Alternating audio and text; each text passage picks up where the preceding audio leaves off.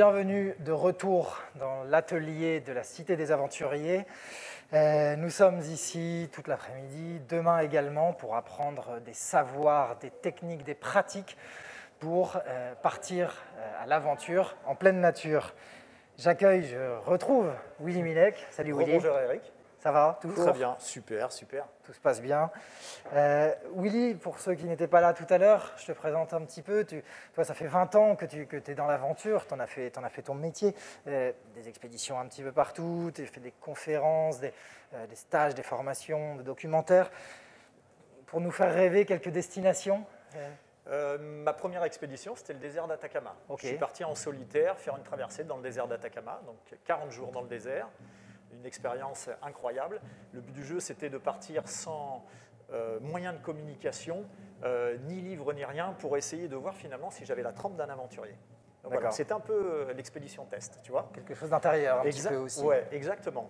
Après, je suis là, par exemple, tout récemment, je suis parti aussi traverser la forêt primaire néo-zélandaise, donc qui est un univers très particulier. C'est une toute autre ambiance. Pour le coup, le désert d'Atacama, c'est le plus aride du monde. Tu vois, c'est même considéré comme une terre abiotique par les scientifiques, c'est-à-dire privée de toute vie, alors qu'en forêt primaire, ça fusionne de vie. C'est même, du coup, c'est un peu le problème, c'est que c'est difficile de progresser là-dedans. Et puis, une autre expédition, la traversée des Highlands écossais en hivernal, pour voir un peu quelle était la survivance des légendes celtes au sein de la population écossaise. Très intéressant, des cadres très différents, des approches très différentes. Et au cours de ces expéditions, tu as pu utiliser la technique que tu vas nous apprendre maintenant. Exactement. Dont le nom interroge un petit peu, puisqu'il s'agit de s'orienter avec un chronomètre. Alors, oui, normalement, on s'oriente avec une boussole. Oui, c'est la base. La boussole, ça reste la base, donc ça ne veut pas dire que ça la remplace, bien au contraire. Il ne faut pas oublier, donc, la base pour toute sortie en pleine nature, pour toute expédition, c'est carte, boussole. Carte et boussole. Voilà. Tu as pris quelques boussoles. Et là, j'ai pris quelques boussoles. Les cartes, on visualise. Pour un petit rappel, donc là, on a des boussoles relativement simples, ici, donc avec évidemment le cadran qui pivote, qui va nous permettre de prendre notre azimut. Et là, sur des boussoles plus techniques, qui sont donc la type boussole d'expédition, avec donc un miroir pour la visée. Et en même temps, ce sont des boussoles qui font clinomètre, c'est-à-dire qu'elles permettent de mesurer le degré d'une pente. Et puis surtout, elles sont beaucoup plus solides, beaucoup plus précises. Quand on maîtrise très bien la technique du boussole, on peut réussir à avoir un degré d'erreur de 5 degrés, ce qui est vraiment peu.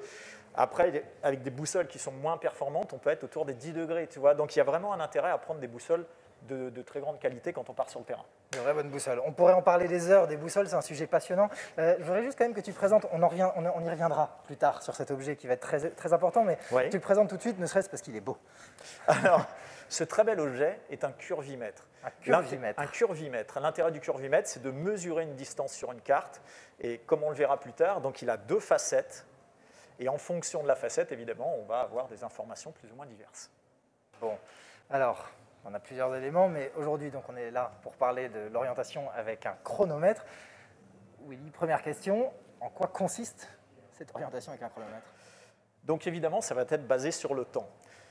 Le principe, c'est d'estimer le temps de progression qu'on va mettre pour arriver jusqu'à un point remarquable que l'on a sur la carte.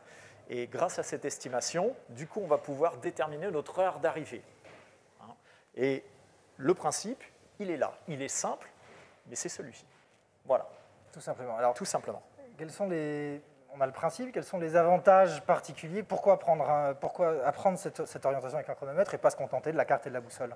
Vrai. Alors, déjà parce qu'il est complémentaire aux autres techniques d'orientation. Donc, évidemment, on connaît la technique de la boussole. Je prends mon azimut, j'ai ma distance sur la carte, mon orientation, je prends mon azimut, je me cale, et après, une fois que je suis sur le terrain, je suis ma boussole et je reste pile sur l'orientation de ma direction. Et là, du coup, j'atteins mon élément remarquable. Ensuite, on a l'orientation avec l'altimètre. C'est surtout utilisé quand on a un manque de visibilité. Quand on est en montagne, justement, comme on ne peut pas voir les éléments remarquables sur le terrain, tu vas dire, par exemple, ah bah tiens, je reste à l'altitude de 2350 mètres jusqu'à ce que j'arrive à la lisière des sapins, puis je remonte la lisière de la forêt, et à l'altitude 3050, je bifurque plein ouest pour tomber sur une falaise, etc., etc. Donc ça, c'est la technique de l'orientation avec l'altimètre. Il y a aussi la technique de l'orientation à la tangente, et ça se fait avec ses skis. En général, c'est fait. Ça peut se faire avec des bâtons de randonnée, mais c'est hyper pratique avec des skis de randonnée. Donc, une méthode un peu complexe, mais c'est toujours pareil, comme toutes les techniques d'orientation. Plus on la pratique, plus on la maîtrise, et plus vite elle est faite sur le terrain. Donc, même la pratique de la tangente, qui est un peu mathématique aussi, comme la nôtre qu'on va voir après, plus on la pratique, plus c'est facile. Et puis, évidemment, il y a les outils comme les GPS, etc. D'accord, oui. Et les montres connectées maintenant. Évidemment. La technique du chronomètre, c'est important de le dire aussi, c'est une technique qui s'applique partout, tout le temps, en fait. C'est pas simplement on n'est pas obligé d'aller, d'ailleurs, tu me diras si ça fonctionne dans le désert d'Atacama, je suis pas sûr, mais on n'est pas obligé d'aller dans des endroits extrêmes pour apprendre cette technique du chronomètre. Peut-être même, elle est plus utile pour les petites sorties à la journée, finalement. Exactement, mais en fait, c'est même une technique qui est extrêmement utile dans la vie de tous les jours. Je vais y revenir, et concernant les autres avantages. Donc, on a l'avantage, c'est d'une, c'est complémentaire. De deux, c'est pas cher. Oui. On a juste besoin d'une montre, donc inutile d'acheter un altimètre, d'acheter un GPS ou quoi que ce soit. On a tous quasiment une montre, donc en soi, la technique ne demande aucun investissement. Troisième avantage, c'est que quand on la maîtrise, elle devient très précise, vraiment. Elle peut vraiment être très précise. Pour te donner un ordre d'idée, sur imaginons si j'ai un point remarquable, un croisement qui se trouve dans 10 minutes, moi, j'arrive à être précis sur 10 secondes, à plus ou moins 10 secondes. Tu vois. Donc, vraiment, quand c'est maîtrisé, tu es calé, il n'y a pas de souci. Et dernièrement, l'autre qualité, alors attends que je réfléchisse, j'ai un trou de mémoire. Pourtant, je crois qu'elle est vachement bien. Il est vachement bien, cet avantage. Qui a sans visibilité. Oui, merci, c'est ça, tout à fait. Sans visibilité. C'est-à-dire que c'est une technique qui fonctionne quand je suis dans le noir complet, en pleine nuit ou en plein brouillard. Et ça, c'est un avantage non négligeable. Donc voilà vraiment les 4 avantages de notre pratique au chronomètre. Une pratique qu'il faut donc maîtriser, parce que je rappelle, tu as une vingtaine d'années d'expérience. C'est ça. Au bout de 20 ans, vous arriverez peut-être à avoir une précision de 10 secondes sur l'arrivée. Ça vient assez vite. Voilà, ça vient assez vite. On va commencer tout doucement. Alors, justement, comment poursuivre sur les principes de fonctionnement, l'utilisation. Comment est-ce qu'on fait, tout simplement? Au départ, il y a une table. Alors, on va utiliser, on en parlera tout à l'heure, du coup, il y a une table de valeurs, c'est-à-dire moyenne, en fonction de votre niveau de randonneur, de pratiquant. Vous avez une vitesse sur le plat, en montée et en descente. Et en fait, ça va être des valeurs un peu phares qui vont vous permettre justement facilement, parce que le but du jeu, ce n'est pas de rentrer dans un calcul mental complexe, parce que du coup, on ne fait pas du coup la technique, ou deux, sinon on peut se tromper. Donc, le but du jeu, c'est de faire simple. Donc, on va les voir tout à l'heure. Mais avant toute chose, c'est vrai que comment ça fonctionne, c'est que tout d'abord, sur ma carte, je vais devoir mesurer la distance qui me sépare de mon point remarquable. Ensuite, estimer ma vitesse de progression pour y aller en fonction du parcours. Et donc, du coup, par là même, évaluer l'heure à laquelle j'arrive sur place. Et donc, je peux dire, bon, très bien, je sais que je devrais tomber sur mon croisement vers 17h35. Voilà. Mais donc, il faut déjà mesurer sur la carte sa distance. Donc, je me permets juste, je t'interromps, puisqu'on a une question sur Internet, ce qui me permet de le rappeler, poser vos questions. Je les ai ici, je peux les poser directement à Willy. Willy, qu'est-ce qu'un point remarquable? Tout à fait. Alors, c'est vrai, il faut le préciser, un point remarquable sur la carte, c'est en même temps un point remarquable sur le terrain. C'est très important parce qu'il faut que tu sois sûr sur le terrain que ça correspond à ce que tu cherches. Donc un point remarquable, tu ne vas pas dire c'est un gros arbre quand tu es au milieu d'une forêt. C'est évident que tu vois, là, tu peux, ça rime à rien. Donc un point remarquable, ça va être par exemple soit un cairn, pardon, pas un cairn, soit un calvaire, tu sais, les croix qui sont des fois sur des croisements. Donc un croisement de sentier évident, une lisière de forêt, un mamelon, tu sais, les petits monticules, des fois, que tu vas voir sur ta carte, tu vas te trouver des différences de courbes de niveau qui vont te montrer que tu as un petit mamelon, un petit bosselet sur ta carte, donc une falaise, une rupture de pente ferme, un point d'eau, des choses comme ça. Donc ça, ce sont des éléments remarquables. C'est-à-dire que précisément sur le terrain, vous êtes sûr de pouvoir remarquer cet élément-là. Voilà, c'est un élément qui va se distinguer du reste, qui va permettre de se repérer. Ce n'est pas forcément un édifice inscrit aux monuments historiques. Non. Alors, tu me parlais, donc là c'est pour la compréhension générale, le point remarquable. Ensuite, comment est-ce qu'on va utiliser tout simplement cette technique? Maintenant qu'on a compris l'idée, juger notre temps de déplacement en fonction de points remarquables. Concrètement, comment est-ce qu'on fait? Donc, premièrement, tu vas mesurer ta distance. Quand tu es à la maison, évidemment, c'est simple, on prend une règle et puis on regarde sur sa carte quelle est la distance qui nous sépare de notre point remarquable. Sur le terrain, on n'a pas notre petite règle, mais on peut avoir un autre outil, deux autres outils. C'est le curvimètre, Le fameux. d'accord, mais qui, en général aussi, on ne prend pas en rando, on l'a surtout à la maison, mais on peut l'avoir sur soi. Donc le curvimètre, c'est une petite molette qui, en fait, sur une des faces, vous avez les centimètres, c'est-à-dire quand vous avancez sur votre molette, quand vous, du coup, suivez votre sentier, l'aiguille se déplace et vous indique, du coup, la distance en centimètres que vous avez parcouru. L'avantage, c'est que c'est très précis, puisque, du coup, tu peux vraiment faire, tu vois, tous les petits signes, tous les petits virages sur ta pente. Donc ça, c'est vraiment un outil qui est super pratique, super précis. Et quand tu le retournes de l'autre côté, tu as du coup un cadran là avec des graduations. Pardon. Donc là, tu as des graduations qui sont déjà placées. La première, c'est pour une carte au 1,25 millième. Du coup, ça t'indique directement, non pas les centimètres, mais la distance que tu fais. Tu peux lire directement tes kilomètres. Et puis en dessous, tu as un 50 millième, un 75 millième, un 100 millième. Donc, quand tu es sur une carte standard, c'est pratique d'utiliser cette face-là. D'accord, donc on remet l'aiguille à 0. Voilà, on remet l'aiguille à 0, tu la remets à la verticale, et au moment où tu pars, quand tu vas commencer du coup ton sentier, là elle est à 0, je progresse sur ma carte et on voit l'aiguille va augmenter du en coup, même temps. alors l'aiguille du coup qui va tourner. Là, tu vois. Et du coup, après, tu peux lire ta distance. Vous avez fait 5 km 300. Là, tu viens de faire 5 km 300 au voilà, curvimètre c'est ça. Sur une carte au 1,75. Exactement. Et puis, évidemment, sur le terrain, on a la boussole. Ça, c'est certain. Et sur votre boussole, vous avez une graduation en centimètres, mais aussi une graduation en général sur les cartes typiques au 1,50 millième et au 1,25 millième. Ce qui fait que là aussi, vous gagnez du temps. Vous n'avez pas de conversion à faire entre, alors sur ma carte au 1,25 millième, 1 centimètre, c'est 250 mètres. Donc, non. Là, l'avantage, c'est que ça vous donne, pareil, de suite, les kilomètres. Donc ça, c'est extrêmement pratique. Et donc, je vais me servir de ma boussole sur ma carte pour mesurer ma distance. D'accord. Donc ça, c'est la première étape. Mesurer la distance. D'accord. Et ensuite, il faut estimer le temps de progression. Son temps de progression. Sur cette distance. Exactement. Donc là, vous allez voir, on va vous passer donc une diapositive qui montre, c'est une table des valeurs moyennes pour, en fonction de votre niveau, la distance que vous faites. Donc, quand on peut voir donc, sur la colonne de gauche, là, c'est le niveau du pratiquant. Si vous êtes un débutant, mais en plus, vous avez une faible condition physique, eh bien, vous avez votre temps à la minute et à l'heure, sur le plat, en montée et en descente. En sachant que donc, sur le plat, on est en mètres en kilomètres par heure, tu vois, ou en mètres par minute. Mais en revanche, quand on est en montée, on parle de mètres en dénivelé positif et de mètres en dénivelé qui est négatif. On ne parle plus trop de distance. D'accord. Pour bien expliquer, donc, mètres en dénivelé positif, c'est le nombre de mètres entre le point A et le point B verticalement. C'est ça. Voilà. Quand je suis sur une ascension, par exemple, je démarre à 400 mètres d'altitude et mon sentier monte à 500 mètres d'altitude, j'ai fait 100 mètres de dénivelé positif. Voilà. Vous pourrez voir que j'ai mis une pente de 10%.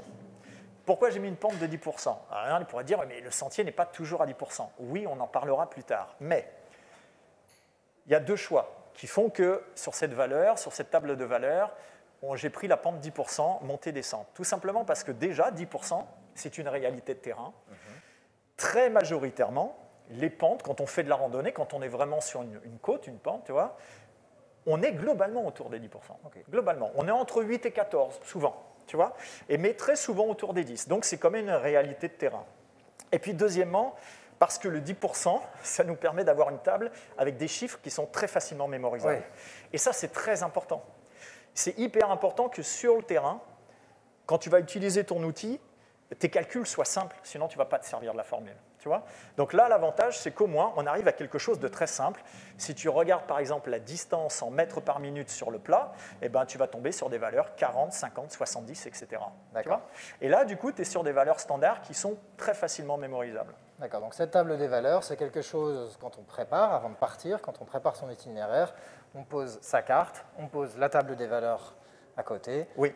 On mesure ses distances et on fait Voilà. le travail entre les deux. Exactement. Donc tu peux déjà anticiper et savoir, avant de partir évidemment, plus ta randonnée est préparée, mieux c'est. Donc tu vas pouvoir savoir ton temps de progression. Mais tu peux aussi t'en servir sur le terrain, hein. C'est le but du jeu. Ouais. C'est pour ça que les valeurs sont facilement mémorisables.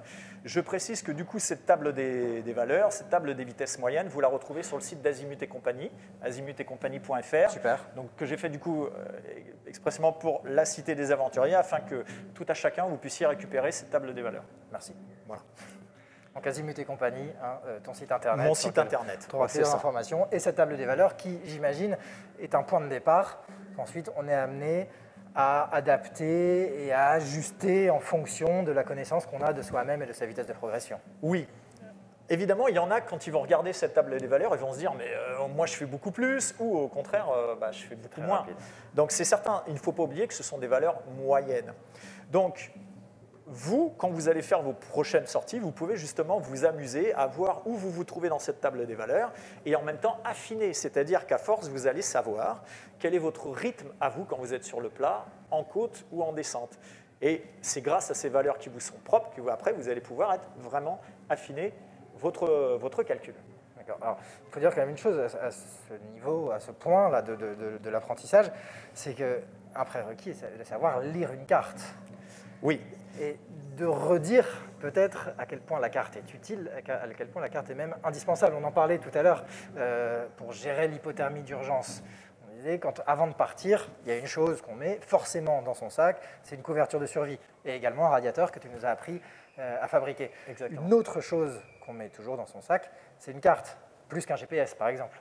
Oui, c'est toujours le même problème. Le GPS ou la montre connectée, à un moment donné, les piles peuvent tomber out, quoi. Donc vous n'avez du coup plus de carte, vous n'avez plus rien, plus d'orientation, plus de carte. Donc l'idéal, c'est toujours d'avoir avec soi la carte papier. En plus, maintenant, il existe des cartes qui sont plastifiées et qui sont prévues pour sortir sa carte par les intempéries. Donc la carte, c'est de carte boussole, c'est la base. Il faut tout le temps l'avoir avec ça. Apprendre à lire une carte, il faut le redire, c'est un grand classique des récits de voyage. La lecture de la carte, c'est le premier départ. C'est là où on comprend effectivement quand on a appris à maîtriser toutes ces courbes, tous ces chiffres, on voit finalement le terrain sortir de la carte et on se projette déjà dedans. Plus on la maîtrise et plus on peut voir la carte sortir en 3 dimensions. Exactement, c'est ce qu'on appelle la liaison carte-terrain. Au moment où je vais faire mon parcours, le fait de voir les courbes des niveaux, c'est comme si je me projetais et que je voyais la côte, la descente derrière, la forêt que je vais longer, etc. Donc plus on maîtrise une lecture de carte, et moins on est surpris par le terrain. Voilà, tout simplement. Alors, on a la théorie, ça paraît... C'est très, très compréhensible, ça paraît presque facile. Ouais. On va quand même passer à un cas pratique pour voir à quel point l'expérience et l'entraînement est nécessaire. Ouais. On verra peut-être d'ailleurs la différence entre la feuille de Willy et la mienne. Alors, montre-nous. Donc, on va faire très simple. Donc, on va vous montrer aussi une diapositive en même temps qui va vous résumer, qui va vous aider pour faire l'exercice avec nous. Donc, dans ce cas concret, on va partir sur... Dis-moi, pardon. Dis-moi, excuse-moi, je t'interromps. Faites-le chez vous, effectivement. On a proposé, il y avait la liste de tout le matériel qui est finalement assez réduite. Et j'en profite pour une question qui a été posée, puisque donc vous pouvez poser vos questions et je les transmets à Willy, d'ailleurs, qui peut même les lire lui-même. Où peut-on trouver un curvimètre pour faire ce type d'exercice? Alors, donc, le curvimètre, vous pouvez le trouver finalement sur un peu tous les magasins spécialisés en pleine nature. Donc, je ne vais pas donner de marque, mais vous vous doutez qu'il y a des grandes chaînes de magasins de sport outdoor, de sport de pleine nature. Vous les trouvez dedans. Non, en tout cas, ce qui est sûr, c'est que vous ne les trouverez pas en grande surface. C'est un peu trop technique. Mais tous les magasins de pleine nature, ça c'est certain, vous les trouverez en grande surface de sport, sans la citer? La grande surface de sport, oui, mais parce que la plus grande, la nationale, oui, mais parce qu'ils sont très spécialisés pleine nature aussi. Donc eux, c'est sûr. Mais en revanche, les sports plus généralistes, non. Non, c'est quand même assez précis. Très bien. Sinon, vous tapez curvimètre sur votre moteur de recherche. Oui, et de toute manière, des magasins. Bon, alors passons à ce cas pratique. La feuille est blanche, pour l'instant, tout va bien. Très bien. Donc, moi, je vais prendre une règle. Et toi, tu vas prendre la boussole avec la graduation, justement, mettrée sur ta boussole. D'accord. Donc, comme on vous l'a précisé, on vous le précise sur la diapositive, on va partir sur un cas concret qui correspond à ce qu'il y a de plus courant. C'est évidemment la carte qu'on appelle Top 25 de l'IGN, l'Institut géographique national, et qui donc, on dit Top 25 puisqu'elle est au 1 25 millième. C'est-à-dire que 1 cm sur la carte égale 250 mètres sur le terrain, en réalité, et donc 4 cm égale 1 km. Une précision, quand vous avez ces cartes top 25, vous verrez que maintenant, elles sont aussi quadrillées en bleu et que vous repérez que ces quadrillages bleus, ça fait 1 km. En fait, donc, voilà, donc des fois, ça permet en un coup d'œil, ça te permet de voir, d'avoir une estimation sans sortir ta boussole, de citer autour du kilomètre ou un peu plus, tu vois, sur ton tracé. En sachant que diagonale d'un carré, à racine de 2, on est sur 1,4 km sur la diagonale du carré. Donc, toi, de tête, tu peux te dire 1,5 km en diagonale, 1 km en bas. Et déjà, rien qu'en regardant ta carte, sans sortir ta boussole, tu as déjà une petite idée. Les très précieuses. Elles sont vraiment super. Quand on parlait de lecture des cartes de l'IGN. Elles sont vraiment super bien faites maintenant. Donc, on entendait tout à l'heure dans la table ronde que la France était un pays merveilleux pour la micro-aventure. La France est aussi un pays merveilleux pour son institut, pour l'IGN, qui a un travail de cartographie du territoire qui est presque unique. Qui est immense. Et j'ai une anecdote là-dessus. Donc nous sommes partis en Nouvelle-Zélande et sur place, donc c'est vrai que maintenant la randonnée fait partie des activités phares de la Nouvelle-Zélande. C'est réputé pour ça. Et je discutais avec quelqu'un d'un parc national et il me dit oui, tu sais, nous ici c'est pas facile pour les cartes tout ça parce qu'on a 14 000 km de sentiers. Alors on se dit ah ok, mais en France on en a 128 000. Et ils sont tous cartographiés. Et donc tu vois, voilà, non mais c'est clair qu'on a une vraie culture de la randonnée. Ouais. Donc, on a une carte au 1 25 millième, et nous, on va faire notre schéma. Donc, partant de là, je te propose, on va faire un cas aussi assez simple. Merci. On va d'abord tracer donc, un sentier qui fait 4 cm de long. D'accord ? 4 cm de long. 40 mm pour moi, jusque-là, tout va bien. C'est ça, avec une altitude de départ de 400 mètres et une altitude d'arrivée de 400 mètres. D'accord ? Sur du plat, en somme. Sur du plat, exactement. Ensuite, on va tracer à peu près 1 cm de sentier, qui est une autre portion de sentier, et celle-ci qui nous amène à une altitude finale de 475 mètres. D'accord ? Notre départ est ici, et notre arrivée est à 475 mètres. D'accord, donc là, on a fait 1 km 250. C'est ça. Donc, et 75 mètres de dénivelé positif. Donc, comme on disait, là, on a mesuré à la règle notre distance. On sait qu'on a 4 cm de plat et à peu près 1 cm de montée. Mais ce qu'on va retenir, nous, c'est le plat fait 4 cm. D'accord ? Mais la montée fait 75 mètres de dénivelé positif. C'est ça qu'il faut retenir. Quand on est sur le plat, on prend la distance, mais dès qu'on voit qu'il y a des courbes de niveau et que ça monte ou que ça descend, on va parler en dénivelé et on ne va plus parler en distance. D'accord. OK ? Donc, 4 cm sur une carte au 1 25 millième, on a dit que donc 1 cm de 150 mètres et que du coup 4 cm, 1 km. Donc là, on est d'accord que je vais devoir faire 1 km sur le plat. Ensuite, on voit qu'on a 400 mètres, puis 475 mètres sur l'altitude finale, donc on a 75 mètres de dénivelé positif. Si on prend notre table de valeurs, donc est-ce qu'on peut remettre, s'il vous plaît, la diapositive avec la grille, le tableau, où on voit la table des valeurs? Merci, super. Donc, on voit, je vais prendre on va prendre un débutant avec une pratique régulière, d'accord? Okay. Enfin, avec une condition physique correcte, voilà. D'accord? Donc, plutôt moi que toi, donc. Et encore, je ne suis pas sûr. Merci. Donc, on voit que sur la vitesse sur le plat, je suis donc à 50 mètres à l'heure, donc 500 mètres pour 10 minutes. Donc là, je vois que j'ai 1000 mètres à faire, donc du coup, ça va me prendre 20 minutes. Donc là, on a 20 minutes sur le premier tronçon. Et le dernier tronçon, qui est notre dénivelé, on voit que donc notre pratiquant, et c'est là où je te disais que les valeurs sont facilement mémorisables, c'est que sur le plat, tu es à 50 mètres à la minute, et en montée, tu es à 5 mètres à la minute. Une montée de 10%. Donc voilà, exactement. Donc du coup, l'avantage, c'est que tu enlèves ton 0. Et c'est pareil, si tu vois, sur la table des valeurs, on a un débutant avec une faible condition physique, il est à 40 mètres par minute, ben, il sera à peu près à 4 mètres par minute en dénivelé positif. À 4 mètres de dénivelé positif. Exactement. Donc tout ça, c'est facilement mémorisable. Okay. Encore une fois, ce sont des valeurs moyennes, mais franchement, ça aide énormément. Moi, j'ai commencé comme ça et ça reste efficace. Donc là, on est à 5 mètres par minute. Et donc, on a 75 mètres à faire. Donc, on divise par 5 et ça va nous donner, du coup, 15 minutes. Exactement, j'allais le dire. Donc, premier tronçon, 20 minutes sur le plat. Deuxième tronçon, 15 minutes en dénivelé positif.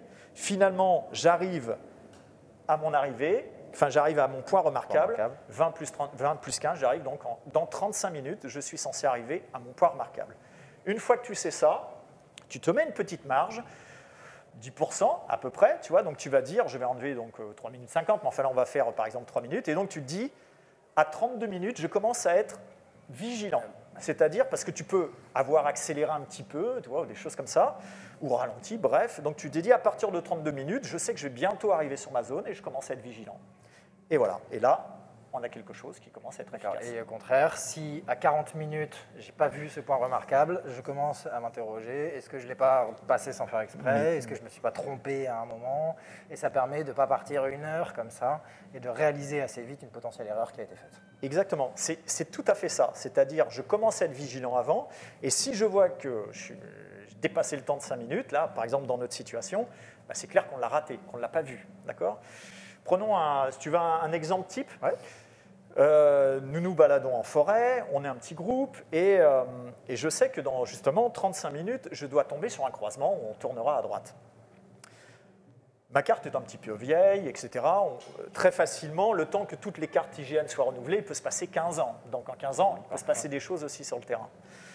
Et donc vous progressez, quand on est en groupe, on discute et la notion du temps se perd un petit peu, tu vois. Et donc finalement, à un moment donné, par exemple à 25, 27 minutes, tu peux tomber sur un petit sentier sur la droite. Il a à peu près la même direction, le même azimut. Toi, par exemple, il part plein est.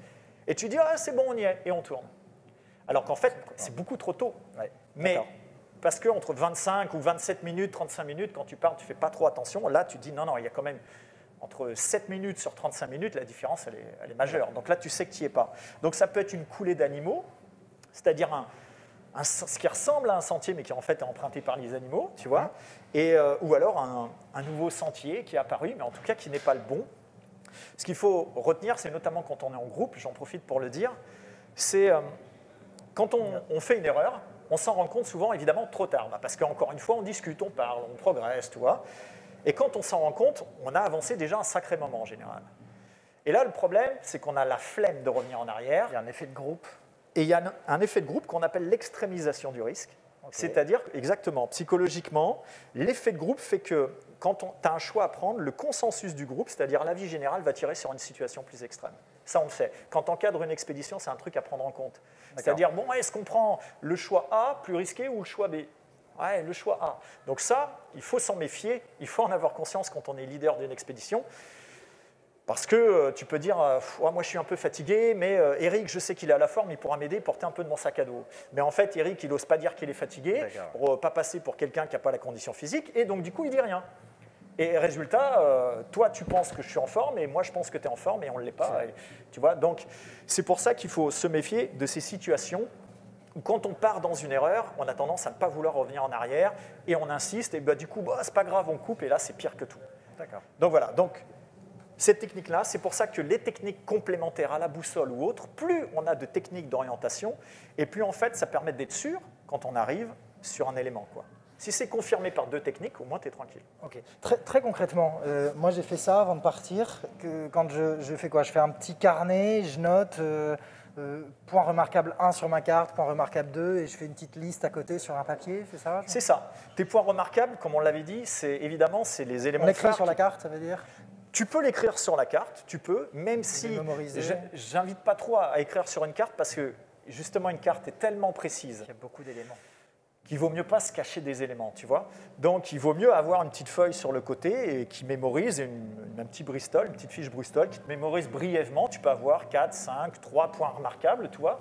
sur tes grands axes, ça dépend des difficultés que tu vas rencontrer sur ton terrain, si tu as beaucoup de visibilité ou pas, la météo qui va faire, la taille de ton groupe, parce qu'il y a aussi donc des variables qui viennent modifier tout ça, tu vois. Voilà. On en a parlé un petit peu tout à l'heure, du coup j'en profite pour compléter si tu veux bien. Donc ces variables, ça va être du coup le poids du sac, ça va être le degré de pente est plus important ou moins important, la fatigue du groupe, la taille du groupe, ça peut être s'il y a des passages techniques ou pas. Il y a tout un tas d'éléments qui viennent encore un petit peu ajuster tout ça. Il y a encore beaucoup à apprendre. Pour ça, il faut pratiquer, aller sur le terrain, aller dehors et continuer à vivre l'aventure. Willy, un très grand merci pour les deux ateliers aujourd'hui. On se retrouve demain, 14h35, trouver et filtrer de l'eau, 15h45, les nœuds les plus utiles. Ouais. Et en plus avant, on te retrouvera aussi à la table ronde, la gestion du stress en milieu hostile avec Rémi Camus et Mathieu Torder et Denis Brognard, que vous retrouvez tout de suite pour la dernière table ronde de cette journée qui concerne le formidable projet Deep Time mené par Christian Clot, Mélusine Malander, Benoît Mauvieux et Jérémy Roumian. Merci beaucoup d'avoir passé cette journée d'atelier avec nous et c'est cool.